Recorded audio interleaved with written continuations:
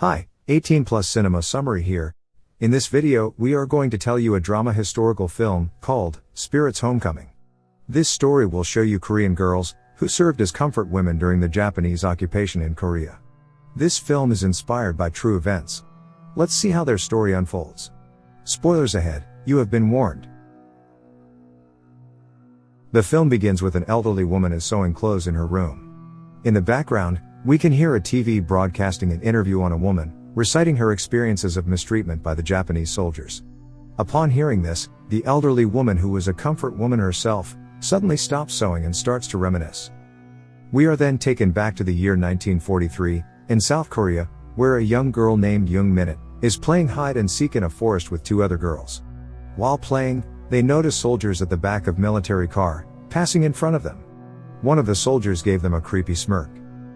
During this time, people in Korea has a superstition of amulets that bring luck and protection. Young Minute doesn't have one. So one day, she tricks her friends into betting their amulets, while she wagers her rare taffies. She then goes on to win the bet, and gets the amulet. Her mother confiscates it from her later on, and tells her to return it to her friend. She also beats Young Minute with a stick as punishment for stealing. Later that night, her parents discuss their worries. The Japanese soldiers are taking people away by force from their village, and most of them will end up dead. Recalling that Young Minute wanted an amulet of her own, her mom finally makes one for her. One day, just as Young Minute is going back home from a stroll, she sees her parents arguing with a group of soldiers. She then realizes that they are there to take her away. Her parents beg for the soldiers to spare them, but the commander pays no attention to their pleas, and still insists on seizing her. Her mom then hides some money in a pack of clothes and gives them to Young Minute. She is telling Young Minute to use it in an emergency to pay someone to bring her home. She is then taken away to a train, where there are many other girls who are also separated from their families. All of them have no idea as to where they are headed. Here, she starts a conversation with an anxious girl next to her. The girl is revealed to be Young Hee, a 15-year-old whose mother has passed away. Young Minute lies about her age, saying that she is also 15, and they quickly become friends. Young Minute even gives her amulet for Young Hee to hold during the journey. After a long time, the train finally arrives in China, where they are greeted by the Japanese soldiers stationed in the country. In what seems to be an outpost, they are gathered in a room as a Japanese lady, Noriko, goes around asking the girls for their ages, including Young Minute. Because Young Minute is still 14, she is dragged to a room at the end of a hallway. A doctor examines her private parts, to make sure that she doesn't carry any disease. She is then given a bath before being taken to a bedroom. Soon after that, a Japanese soldier enters the room, and starts to order Young Minute to carry out silly acts, until he eventually intends to have sex with Young Minute. She tries to resist him, but without hesitation, the soldier knocks her out and she falls unconscious. While still being raped, a soldier carries Young Minute away. It is shown that the girls in the other rooms are mistreated the same way, beaten and slapped without reason. A few days later, Korean guerrillas ambush the soldiers working in the field, but because of the Japanese's better firepower, they are quickly defeated and massacred.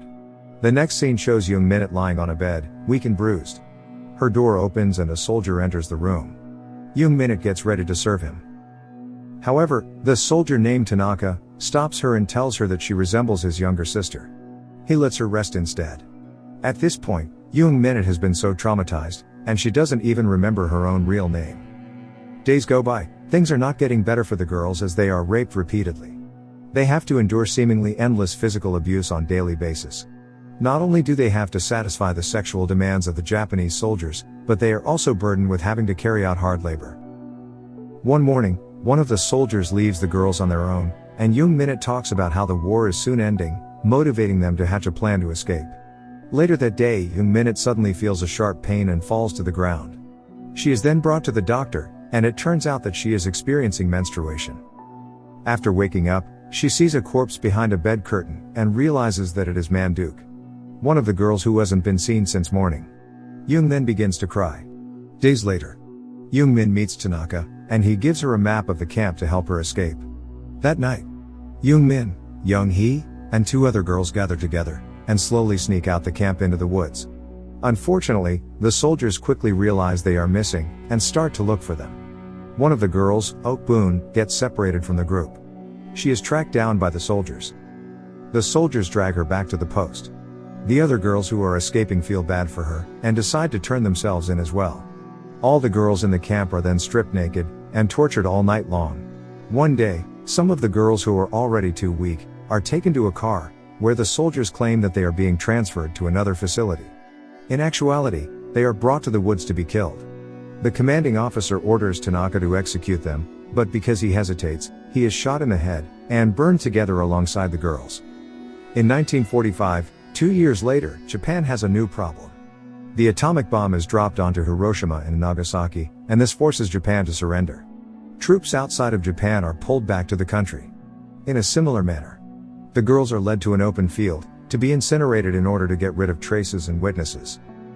Young Min gives Young Hee her amulet, which her mother made for her years ago, to ensure Young Hee that she is going to be okay. Just as the execution begins, the soldiers are attacked by Korean soldiers, and a shootout begins. Young Min and Young Hee manages to escape to a nearby field. All of a sudden, a Japanese soldier approaches and tries to murder them. All hope seems lost until a Korean soldier saves them, and shoots the soldier. They are relieved and are about to leave. When Young Min glances back, Young Min sees the fallen soldier aiming his gun at Young Hee. Just as he pulls the trigger, Young Min jumps in front of Young Hee and takes the shot. Young Min has died. The film fast forwards to 1991. A young girl named Yoon Kyung is taken to a shaman by her mother. Yoon Kyung is mute because she is suffering from a trauma. Her mother wishes for her to be healed. She is eventually healed, and it is revealed that Yoon Kyung possesses the ability to communicate with spirits of people who has passed away. One day, she walks into a store with the intention to buy a hanbok. She notices the amulet owned by the old lady who runs the store, who is actually Young Hee. Yoon Kyung is able to see Young Hee's past flashes before her eyes, and she offers Young Hee to bring Young Min's spirit, so that Young Hee can finally let go and forgive herself. In the midst of the ritual, Young Min appears in front of Young Hee. Young Hee starts to apologize to her, and because she can't control her emotion, she eventually passes out. Yoon Kyung performs another ritual, called the Spirit Homecoming, to guide Young Min and all the other comfort women spirits to peacefully go home to the afterlife. The film ends with Young Min arriving at her old house in Jeochang with her amulet, and her parents are already waiting to welcome her. And that wraps up our recap this time for the movie Spirits Homecoming. Feel free to drop a comment below as to what we should recap next. Thank you for watching.